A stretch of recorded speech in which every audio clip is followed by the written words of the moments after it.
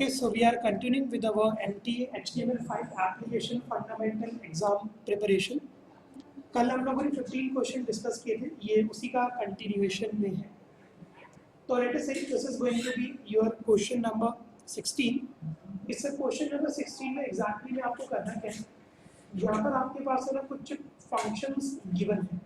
Okay, इन functions को आपको इनके अप्रोप्रिएट डेफिनेशंस पे ड्रैग और ड्रॉप करना है.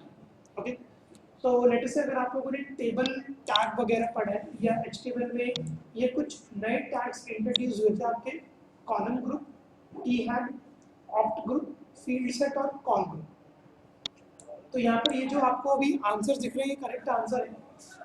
ये सब सभी को पता होगा कि which tag defines a header cell in a table. तो table head tag is one of them. इसके बाद ये कि group the header content in a table. तो लेट्स से यहाँ पर आप है ना अपनी कॉलम की हेडिंग्स पे ग्रुप भी दे सकते हो. इसको यहाँ पर बोला जाता है कॉल ग्रुप. ये HTML5 का नया टैग है of table. Defines a group. Call group दो बार, हाँ तो दोनों बार सही है इसका. ठीक है, तो it is used to group the header content in a table and it is also used to specify a group of one or more column in a table for formatting. तो दोनों में आपका ये करेक्ट ऑप्शन है आपका call group. इसके बाद है कि which defines a group of related options in a drop down list. तो उन्होंने ऑप्शन ग्रुप करके बना दिया. ठीक है, आप लोगों ने सिलेक्ट टैग कभी यूज किया, सिलेक्ट टैग में आप लोगों ने ऑप्शन टैग यूज किया होगा. अब उन ऑप्शन टैग को भी अगर कभी ग्रुपिंग देनी पड़ जाए तो this is a tag which you can make a use. इसका नाम होता है आपका option group. Groups related elements in a form, ये होता है आपका फील्ड सेट. ठीक है, ये फॉर्म टैग आप लोगों ने यूज किया होगा इनपुट टैग्स वगैरह के लिए. तो whenever you need to group related elements in a form you can make a use of fieldset. तो ये डेफिनेशंस आप इनकी बस याद कर लेना. कॉल ग्रुप की है तो आसान है, ऑप्शन ग्रुप की और फील्ड सेट की. ठीक है, तो ये जो आपके आंसर्स हैं करेक्ट आपके आंसर्स हैं. 17 क्वेश्चन भी कुछ इसी तरीके का है. ये आपका टच इवेंट से रिलेटेड है. ओके, और सिर्फ यही 4 टच इवेंट होते हैं जिनके बारे में आपको पता होना चाहिए. तो लेट अस से कि ऐसा कौन सा फंक्शन है which detects more touches than it can process. The application detects more touches than it can process. तो यहाँ पर आप लोग यूज करोगे टच कैंसिल का. ओके, हमारे पास एक और फंक्शन होता है टच स्टार्ट. एक इवेंट है. Whenever the user places a finger on the surface of the device, this touch start will get executed. इसके बाद होगा कि the user lift a finger from the touch surface of the device. तो जैसे ही आप अपने touch से अपनी फिंगर को रिमूव करोगे, this event will get activated. Touch end. फिर होगा कि जब आप अपनी फिंगर को ड्रैग एंड ड्रॉप करोगे, मूव करोगे सरफेस पे, तो this event will get activated. तो यहाँ पर कुछ रिस्पॉन्सेज लिखे हुए हैं और इन रिस्पॉन्सेज पे कौन कौन से आपके इवेंट अकर होंगे ये यहाँ पर लिखे हुए. ठीक है, तो टच कैंसिल आपका तब होता है कि when application detect more touches that it can process. तो सारे टचेस वो कैंसिल कर देती है. Whenever you are going to place a finger, touch start will get executed. और जैसे आप अपनी फिंगर को हटाओगे, touch end will get executed. और जब आप अपनी फिंगर को मूव करोगे किसी भी टच डिवाइस पे, तो touch move event will get executed. कौन सा वाला? ये आप लिखोगे लाइफ साइकिल के बारे में पढ़ना, टच लाइफ साइकिल के बारे में.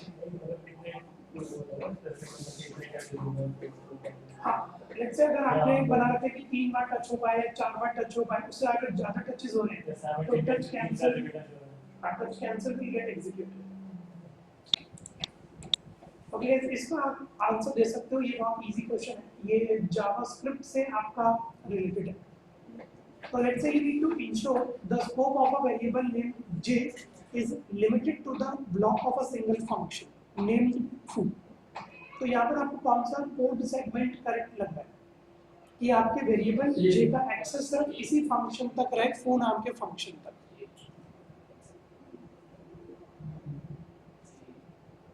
ठीक है, तो यहाँ पर इसका करेक्ट आंसर है आपका a, क्योंकि फंक्शन के अंदर ही आपने इस वेरिएबल को डिक्लेयर किया हुआ है. तो इस वेरिएबल की अब जो स्कोप होगी वो बन जाएगी लोकल स्कोप. ये वाला बिल्कुल नहीं, क्योंकि ग्लोबल स्कोप हो जाएगा. इन दोनों से कोई लेना देना आपका नहीं है. तो जावास्क्रिप्ट में तो आपके पूरे के पूरे मार्क्स आ जाएंगे. JavaScript is very easy.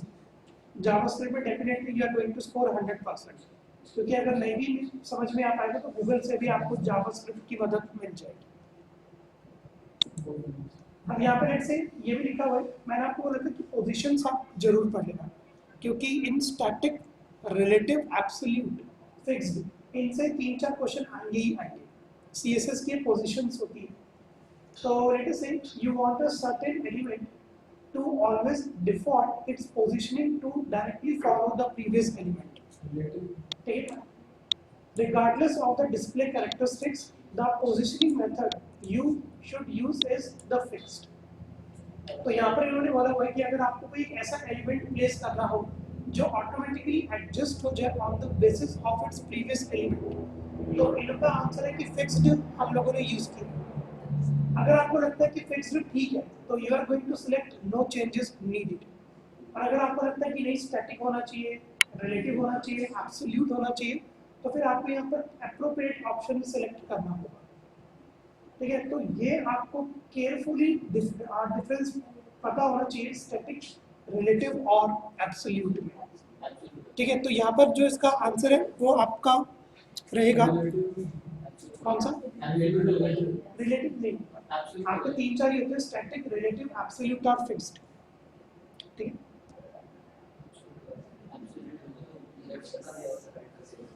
Okay, तो इसका जो करेक्ट आंसर है वो ये जो यहाँ पर सिलेक्टेड है। एब्सोल्यूट ऐसा काम करता है कि जब आपको चाहिए कि अपना एक एलिमेंट है वो अपने आप प्लेस हो जाए depending on its previous element, तो we need to make a use of an absolute.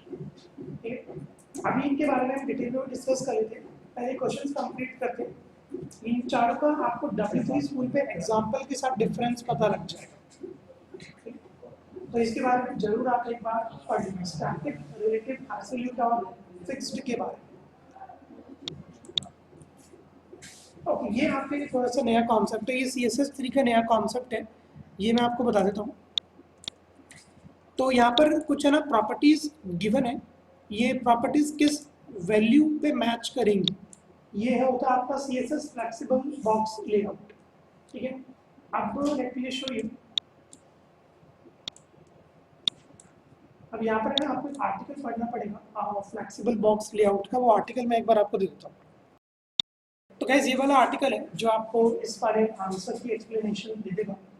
तो यहाँ पर सबसे पहले आपको पता होना चाहिए कि फ्लेक्स एग्जैक्टली में होता क्या है CSS में। आजकल लोग है ना रिस्पॉन्सिव एप्लीकेशन बनाते हैं।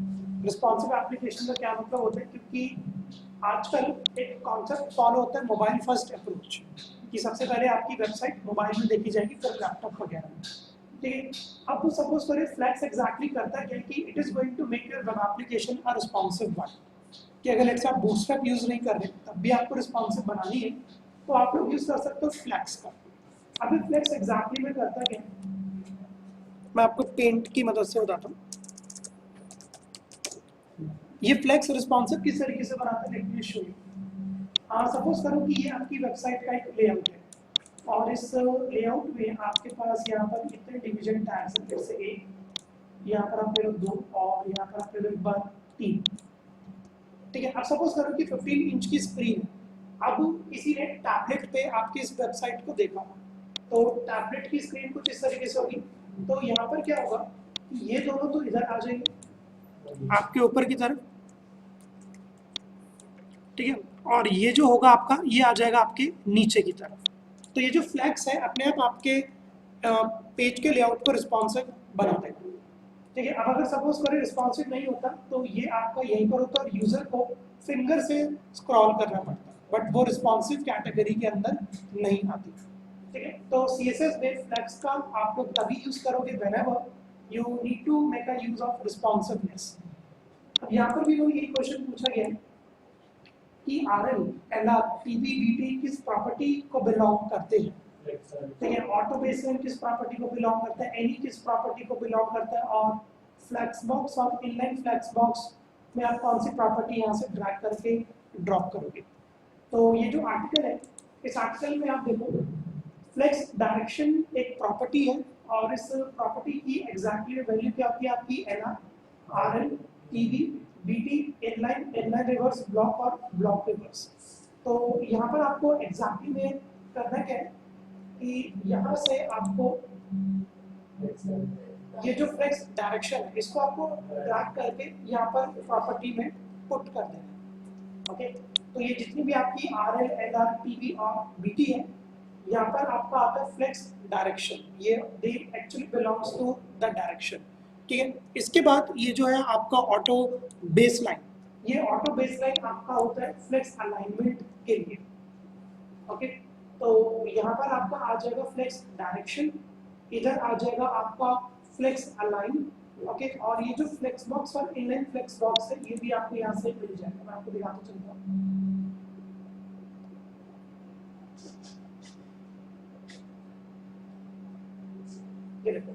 फ्लेक्स अलाइन में आपकी कौन सी आती है, ऑटो और बेस लाइन।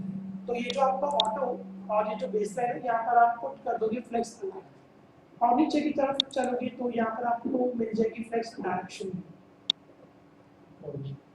ठीक है, शायद ऊपर वगैरह चलेगी, नॉट प्रॉब्लम। मैं आपको वैसे बता देता हूँ, ये मैं अभी आपके ट्रेलो पे भी डालूंगा क्योंकि फ्लेक्स बॉक्स से 3 से 4 1-2 क्वेश्चन तो पूछेंगे और आपको फटाफट से वैसे यूआरएल ओपन करना है और आपको आपका आंसर मिल जाएगा इस वाले यूआरएल में विद कंप्लीट डिटेल। ठीक है, तो यहाँ पर अभी फिलहाल मैं बता देता हूँ कि यहाँ पर आपका एनी के लिए you are going to make a use of an order, कि ऑर्डर का मतलब कि कोई सा भी ऑर्डर हो चलेगा, तो you can drag and drop order over this any. और ये जो आपका इनलाइन फ्लेक्स बॉक्स है इसमें आप लोग पुट करोगे डिस्प्ले को। ओके, तो मैं बताता हूँ कि पहले में आएगा आपका flex direction, flex alignment, flex order और आपका सिर्फ डिस्प्ले। तभी आपकी इंसर्ट आपकी होती है पास में या फेल। जैसे आप एंड करोगे आपके सामने आपका रिजल्ट कार्ड होगा।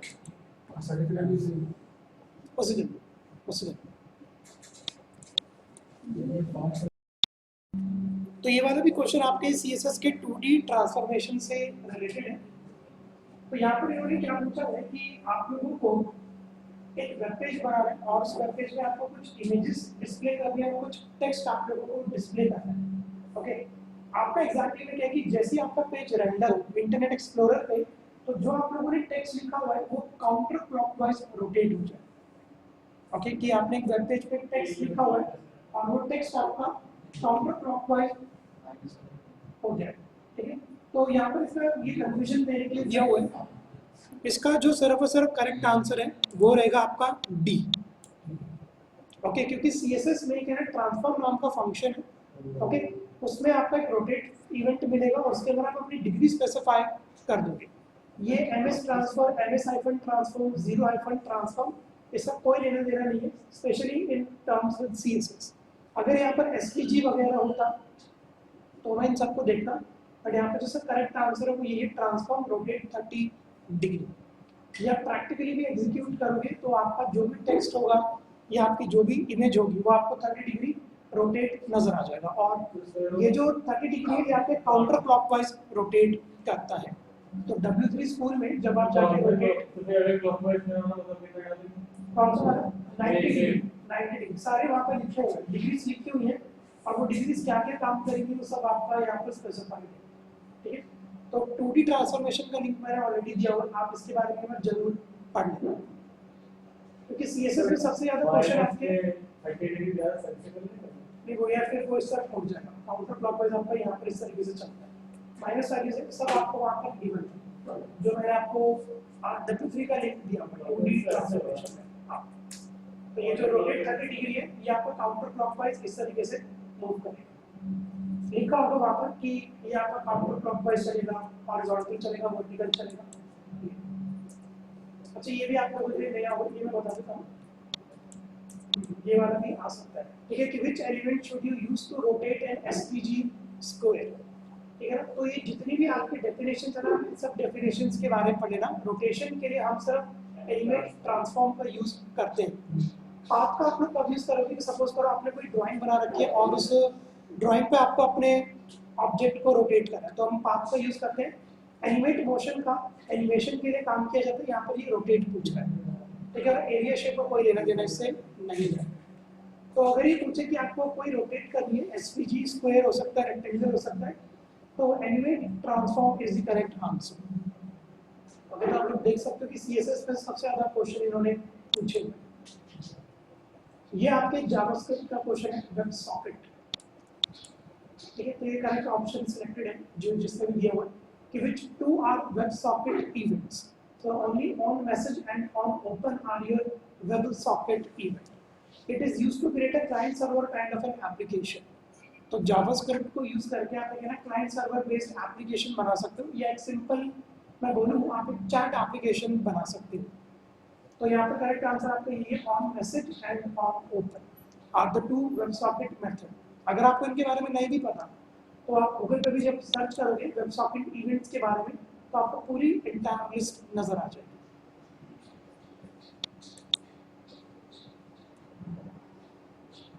ये भी आपके लिए नया कॉन्सेप्ट है। एक कॉन्सेप्ट होता है, एक होती है वेब वर्कर्स की। ओके, इस वेब वर्कर्स का एग्जैक्टली में क्या काम होता है? It is used to run scripts in the background. Okay, कि सपोज करो कि आपको एक मैंने वेबसाइट दी और उस वेबसाइट में मैंने आपको बोला कि ये काम मेरे पीछे बैकग्राउंड में हो जाए, जैसे ही मेरा यूजर एप्लीकेशन को लोड करे एक काम बैकग्राउंड में होना स्टार्ट हो जाए, तो उसके लिए आप लोग वेब वर्कर्स का यूज कर सकते हो। उसका सिर्फ एक ही काम होता है, it is used to run script in the background. ठीक, ये वाला आंसर आप लोग दे सकते हो कि आप लोगों ने एक वेबसाइट एप्लीकेशन बनाई है which uses HTML5 control to play audio and video. तो आपको यहाँ पर स्टेटमेंट्स पढ़ के आपको बताना कि यस होनी चाहिए या नो होनी चाहिए। इसका आंसर आप लोग देख सकते हो।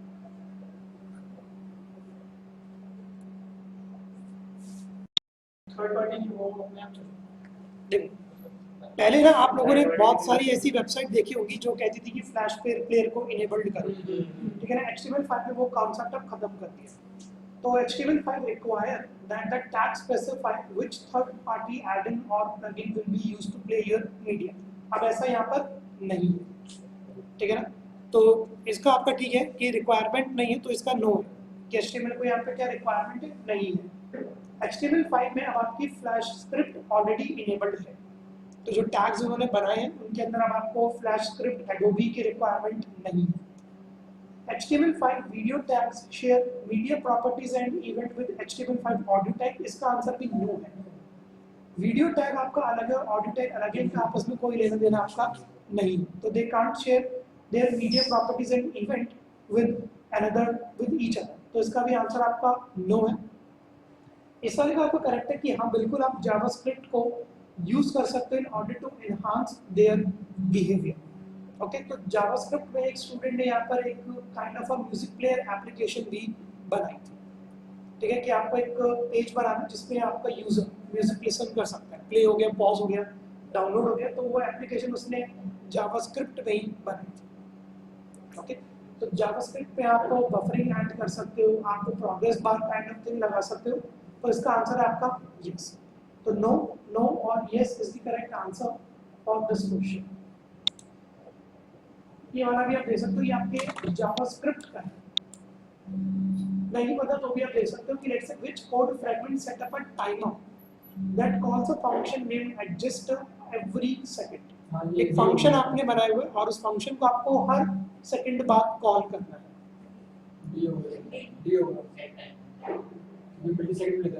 ठीक है, तो इसका आपका आंसर होता है सेट इंटरवल। ठीक है, और इंटरवल का आपका यही काम होता है कि आप एक ऐसा फंक्शन स्पेसिफाई कर सकते हो जो अपने आप थोड़े सेकंड के बाद यूज हो जाए, और हमेशा यहाँ पर ये जो आर्ग्यूमेंट लेगा मिली सेकेंड में, इसलिए आपका बी ऑप्शन करेक्ट नहीं है। मिली सेकेंड में आपका आंसर आएगा। तो सर टाइम आउट तो होगा ही, टाइम आउट का भी नहीं होगा, इंटरवल ओनली। ये लास्ट क्वेश्चन है, ये बहुत इजी है CSS का, ये आप लोग दे सकते हैं कि you are creating a page by using HTML5, you add script tag to the page। तो आपको एक एलिमेंट ढूंढना है और उसकी CSS को चेंज करना है। तो आप कौन से एट्रीब्यूट का, कौन सी प्रॉपर्टी का आप यहाँ पर यूज करोगे, that you need to let me no.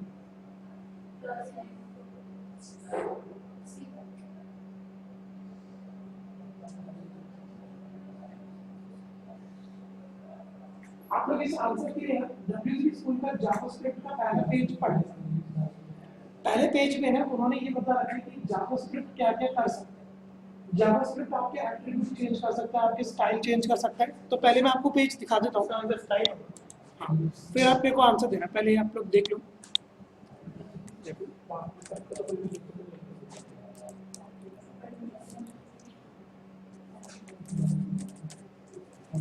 या ये आंसर तो मेरे पास ही मिल जाएगा, just give me one moment. ये आपके सामने एक एग्जांपल है। सपोज करो कि आप लोगों ने एक टेक्स्ट बनाया हुआ है, ठीक है, बट आपको पता है कि अभी टेक्स्ट है ना हर एज का पर्सन पढ़ सकते हैं, तो हो सकता है कोई बुजुर्ग भी हो जो चश्मा लगाता है। तो यहाँ पर ये लिखा हुआ है कि क्लिक है to change the font size, कि आपने आर्टिकल बनाते उस आर्टिकल को अगर आपको नहीं पढ़ा जा रहा तो आप यहाँ पर इसका फॉन्ट साइज चेंज कर सकते हो। जैसे आप इस पर क्लिक करोगे तो इसका फॉन्ट साइज अब इस तरीके से हो जाएगा, ठीक है। अब अगर मैं आपको इसका पेज सोर्स दिखाऊँ तो यहाँ पर आप पेज सोर्स देखो कि एग्जैक्टली में हमने क्या लिखा हुआ है कि पैराग्राफ को आपने एक आईडी दे रखी है डेमो, और आपने एक बटन का यूज किया हुआ है, और उस ऑन क्लिक पे, बटन के ऑन क्लिक पे आप लोगों ने जावास्क्रिप्ट का कोड एग्जीक्यूट करा है कि सबसे पहले उस सारे एलिमेंट को ढूंढो जिसकी आईडी है डेमो, और जैसे ही इस बटन पे क्लिक होता है आप इसका स्टाइल चेंज कर दो 35 पिक्सल। ओके, तो इस तरह से होगा क्या कि जैसे ही आपका यूजर इस सारे बटन पे क्लिक करेगा तो यहाँ पर इसका साइज हो जाएगा 35 पिक्सल। तो यहाँ पर भी इन्होंने ये पूछा हुआ है कि लेट अस से you need to use JavaScript to access an element by ID and assign a CSS class। तो यहाँ पर भी आप देख सकते हो कि मैंने इधर एक CSS क्लास ही एग्जीक्यूट करवाई हुई है। ये स्टाइल डॉट फॉन्ट साइज किसकी प्रॉपर्टी होती है? आपके CSS, ठीक है। तो यहाँ पर अब आप लोगों को इस प्रॉपर्टी का यूज करना पड़ेगा, स्टाइल प्रॉपर्टी। तो जब भी जावास्क्रिप्ट की मदद से अगर इस क्लास को कॉल किया ना, अगर आपको CSS के अंदर मैनिपुलेशन वगैरह करनी है तो आप लोग यहाँ पर यूज करोगे स्टाइल प्रॉपर्टी। ओके, इसके अंदर 2-3 और भी बेसिक क्वेश्चंस है। आपको सबस्क्रिप्ट और सुपरस्क्रिप्ट के बारे में पता है? हाँ, ये वो वाला क्वेश्चन मैंने यहाँ पर इंक्लूड नहीं किया कि सुपरस्क्रिप्ट कौन बनाएगा, सबस्क्रिप्ट कौन बनाएगा।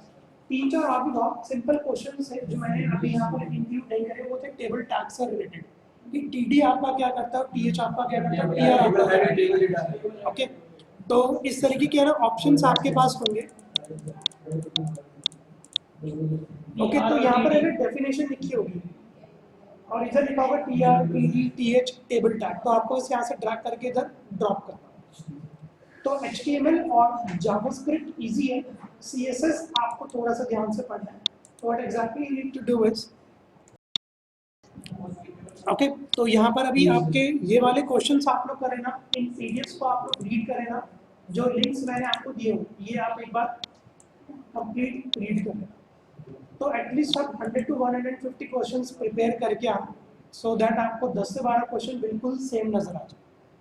तो होगा क्या कि 5 मिनट में आपके 12-13 क्वेश्चन हो जाएंगे। मिनिमम 10 क्वेश्चन तो हो ही नहीं चाहिए 5 मिनट, इससे तो कम एवरेज आप लेके मत चलना, ठीक है। अगर आप 10 क्वेश्चन कर रहे तो 5 मिनट में, तो अब आप खुद लगा के चलना, आपके पास आध घंटे से भी ज़्यादा का टाइम रहेगा आराम से क्वेश्चंस करने का, ठीक है।